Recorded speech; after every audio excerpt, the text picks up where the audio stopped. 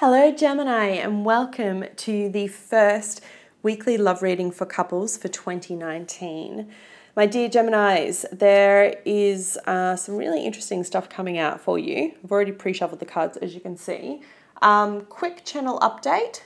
I am available for private readings again. So if you're interested, please read the description bar below. But I wanted to particularly mention the fact that I'm only doing the 2019 full annual forecast for another 2 weeks. So if you're interested in wanting those, want to get one for yourself, see what's coming up, please book in quickly. Secondly, shout out to Justin from Ipswich. He provided the photo for this week's thumbnail. That's the photo of his hometown. If you don't know what I'm talking about, I posted a video just before Christmas with a bit of a channel update, some Christmas love, because I wanted everyone to be a little bit more involved. So if you are interested in sharing a picture from where you're from, where you grew up, email it to me at healingdovetarot@gmail.com and I'll use it next week in the weekly updates. All right, Gemini, let's get started. Astrology point of view, we have a full moon total lunar eclipse in the sign of Leo on the 21st. So it's going to be intense kind of energies. It's all about closing things out, closing out a chapter. If you don't know what that means for your sign, go have a look at the 2019 forecast that I did. I'll put a link at the end of the video. It will actually tell you what it means for your specific sign, but it's going to be a bit of intense energy, okay? And I see that here for you as well. All right, so at the bottom of the deck, you come into this period with decision, or more importantly, indecision, Two of Swords. So what's interesting is you have a lot of sword energy for your reading, Gemini, in couples, which, you're an air sign. So back in your head, thinking. And Two of Swords speaks about needing to make a choice between two paths. But the truth is you actually already know the answer. You have the Nine of Swords, which speaks about, anxiety, feeling quite anxious. And then you have the card of the Hanged Man, but it's in the reverse. So coming out of limbo, needing to make a decision about something, Gemini. What's really interesting is that you start off this period, as I'm filming, with the Sun coupled with the Six of Pentacles. So this is amazing energy, right? I mean, look at the vibrancy of this card. It's like, how much more light and bright can you get? It's literally light. That's all that's there. The sun illuminates everything that it touches. It kind of brightens the whole reading. But coupled with the Six of Pentacles in a love reading shows me that whatever's going on between your partnership right now, it's really even. It's beautiful. It's harmonious. It's even give and take. I talk about that a lot. That's what most people strive towards.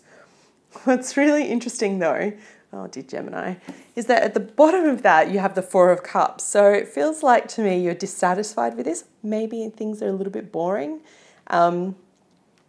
Or maybe that you're actually kind of like wanting a little bit more passion. This can speak also to a bit of a lack of passion when it comes to romance reading.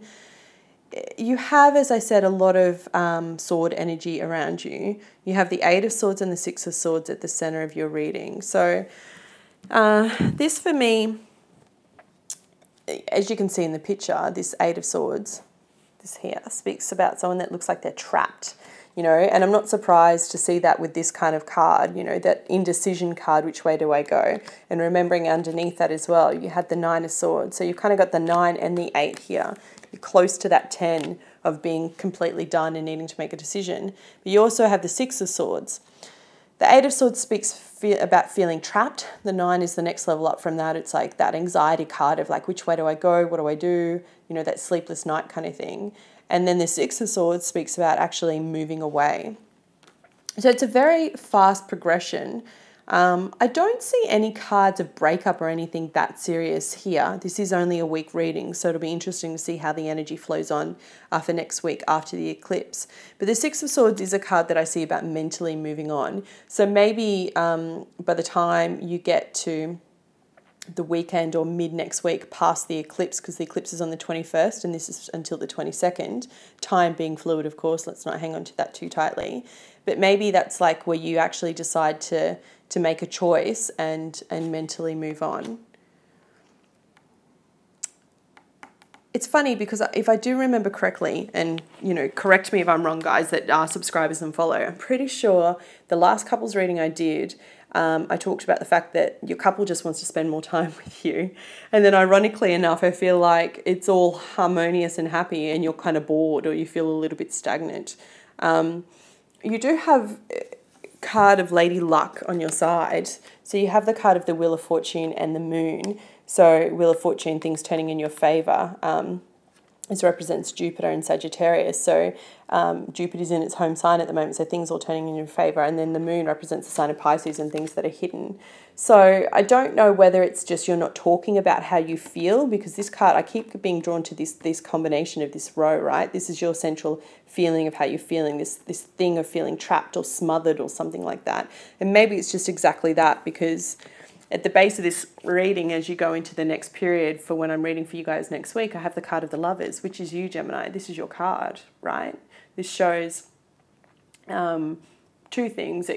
In traditional tarot, used to represent needing to make a choice, which I feel like is really poignant for this reading, because we're talking about, you know, the card of the Two of Swords, needing to make a choice as you start off and then you're kind of leaving with that. But it could just speak about, you know, being in harmony with your soulmate, your loved one, and being a little bit bored.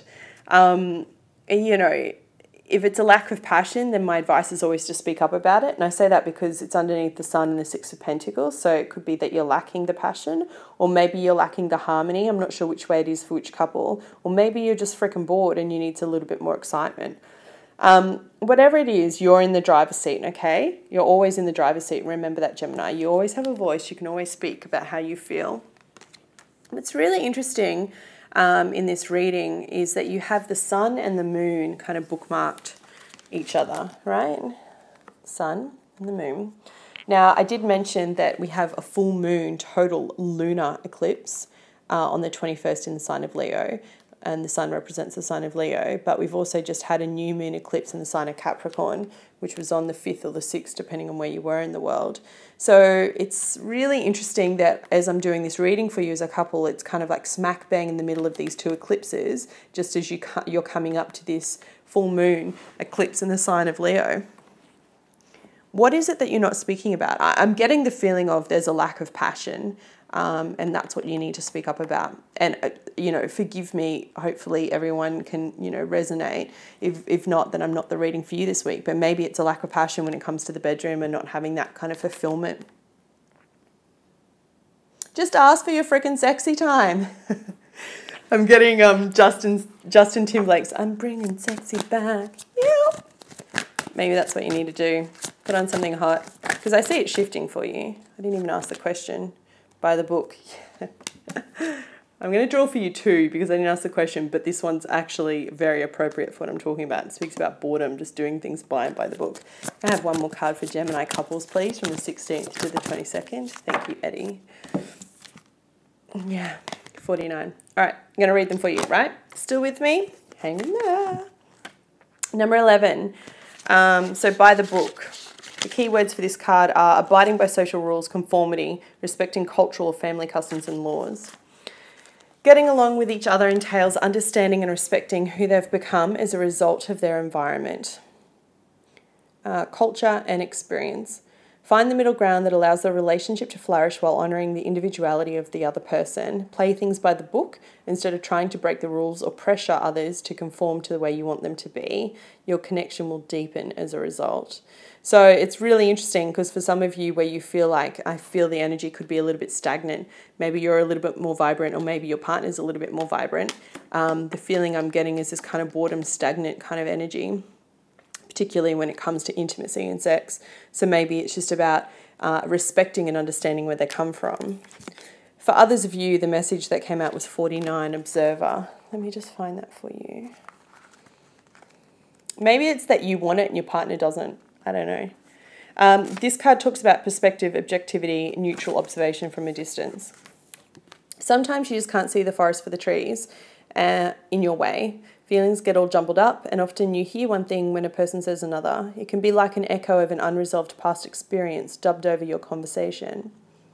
Take time out before you react. It's likely the other person has no idea how his or her words have affected you. Take a few steps back and lend understanding to the situation. Have faith in your connection and trust that you can come together. Take to a higher ground now and cultivate curiosity about what you observe in yourself in others and the landscape. You'll find things much improved sooner than you know.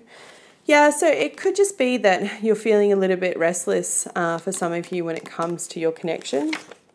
Like I said, observing things from a distance is the key meaning of this card. It could be, I'm still getting that lack of passion coming through, or feeling like you're kind of off kilter a little bit. Maybe your partner said a few things to you where it doesn't feel like it's balanced, or maybe you just feel a little bit trapped by bearing the weight of the responsibility in this relationship.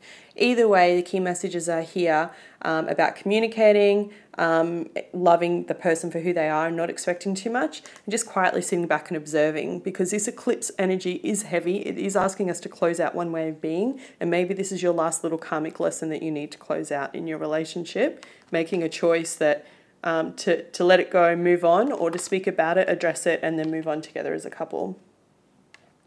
Really interesting reading. It's going to be fabulous to see how it turns out next week after the energy shifts again and we get closer to that new moon in February. All right, Gemini, that was your reading for couples. I hope you found it helpful. If you did, please hit the like button for the channel. It's really helpful, and I will be back with you next week. Take care.